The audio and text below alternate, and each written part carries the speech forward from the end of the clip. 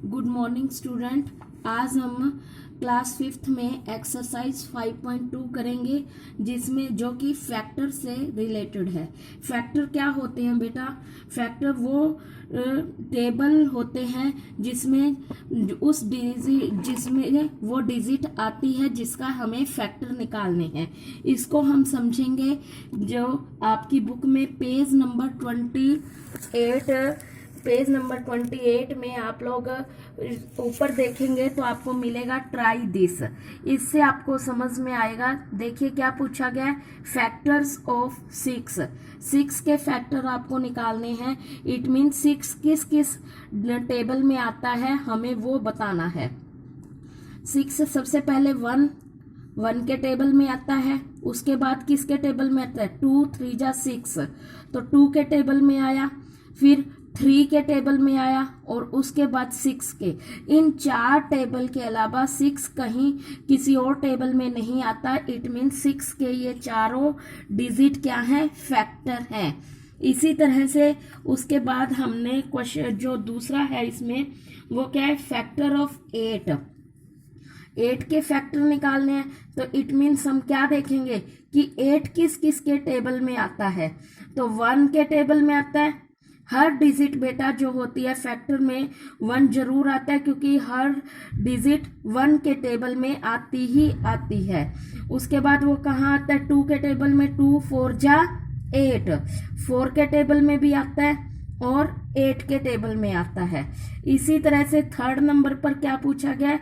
Factor of 15 क्या वो हमें फैक्टर निकालने हैं। तो 15 किस किस के टेबल में आता है? 1 3 5 15।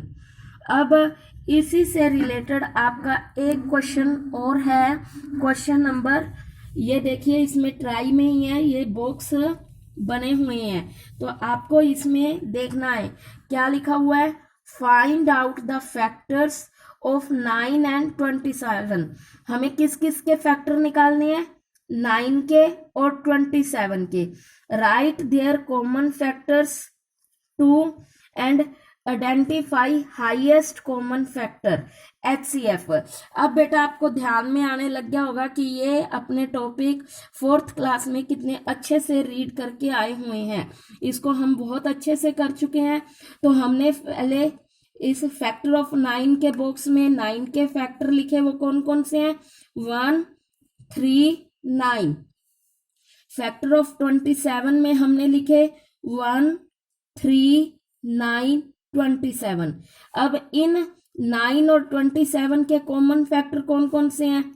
1 3 फिर 9।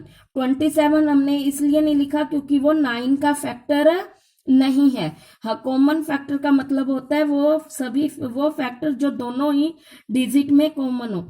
अब हमें हाईएस्ट फैक्टर निकालना है। तो इन तीनों कॉमन फैक्टर में हाईएस्ट नंबर कौन सा है? 9। तो 9 क्या हो गया? हाईएस्ट फैक्टर हो गया 9 और 27 का HCF। यस स्टूडेंट, अब हम एक्सरसाइज 5.2 शुरू करने जा रहे हैं। इसमें 1 to 7 क्वेश्चन है, ये सभी आपको कॉपी में करने हैं।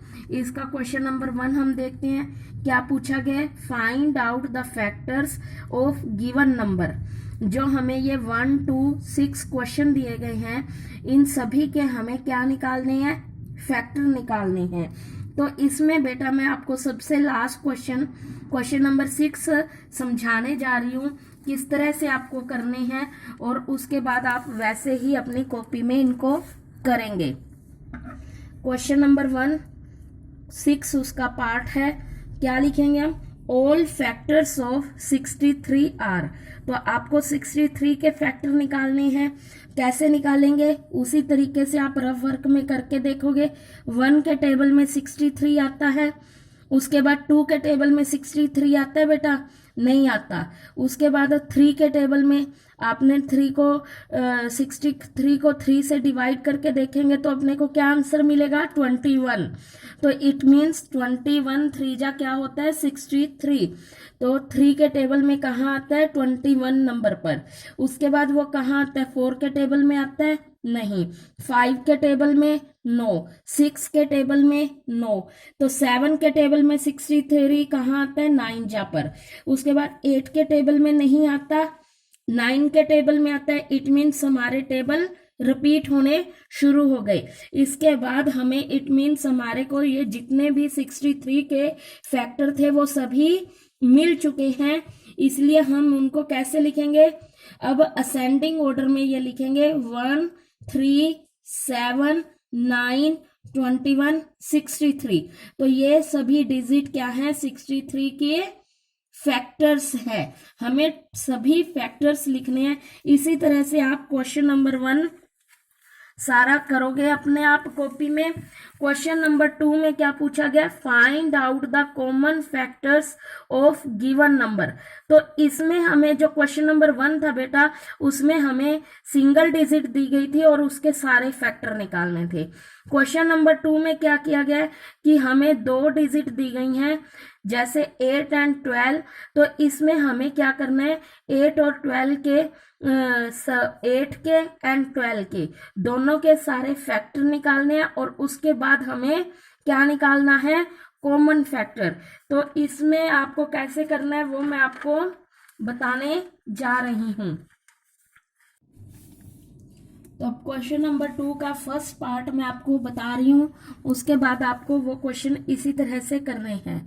फैक्ट हमने क्वेश्चन नंबर 2 का 1, factors of 8 is equal to 1 2 4 8। Factors of 12 is equal to 1 2 3 4 6 12। तो ये हमें 8 और 12 के सभी फैक्टर्स मिल गए। तब इनमें से कॉमन फैक्टर कौन कौन से हैं, हमने क्या लाइन लिखी है, common factors of 8 and 12 is equal to, कौन कौन से हैं, 1, उसके बाद 2 भी है दोनों में, इसके बाद 3, 12 का फैक्टर है लेकिन 8 का नहीं है इसलिए ये कॉमन नहीं आएगा। उसके बाद क्या है, 4 लिखा हमने, 8 12 का फैक्टर नहीं है, इसी तरह से 6 एंड 12 8 के फैक्टर नहीं है। तो 8 एंड 12 के हमें कॉमन फैक्टर कौन कौन से मिले, 1 2 एंड 4। अब हम क्वेश्चन नंबर 3 देख रहे हैं। यस स्टूडेंट, अब हम देखते हैं क्वेश्चन नंबर 3 में क्या पूछा गया है। Find out the highest common factors of 21 and 28। हमें 21 और 28 का क्या निकालना है, highest common factor. Highest common factor का मीन क्या होता है बेटा, HCF। तो ये क्वेश्चन हम कैसे करेंगे वो मैं अब आपको बता रही हूँ। इसमें हम क्या करेंगे, क्वेश्चन नंबर 3, पहले सबसे पहले हम factors of 21 are is equal to, हम इस तरह से रफ वर्क में अपने फैक्टर्स निकाल कर देखेंगे, जिसमें क्या दिया गया, 1 3 7 और 21 है। फिर हमने factors of 28 are is equal to 1 2 4 7 14 28। इस तरह से हमारे पास 21 और 28 के सभी फैक्टर आ गए। उसके बाद हम क्या करेंगे, कॉमन फैक्टर निकालेंगे 21 और 28 के। तो common factors of 21 and 28 are कौन कौन से है, 1 एंड 7। तो 7 क्या है बेटा, बड़ा है, हाईएस्ट का मीन क्या होता है, सबसे बड़ा। तो हमें क्या करना है, 21 और 28 का सबसे बड़ा फैक्टर लिखना है, वो कौन सा है, 7। तो highest common factor is equal to 7। Yes, अब हम क्वेश्चन जो 4 5 और 6 है बेटा, वो 3 क्वेश्चन जैसे ही होंगे, तो ये आप अपने आप करोगे। यस स्टूडेंट, अब हम एक्सरसाइज 5.2 का क्वेश्चन नंबर 7 करेंगे। 2 milk container filled with 20 liter and 30 liter of milk respectively. What will be the greatest measurement of a container that can measure total milk of both containers exactly?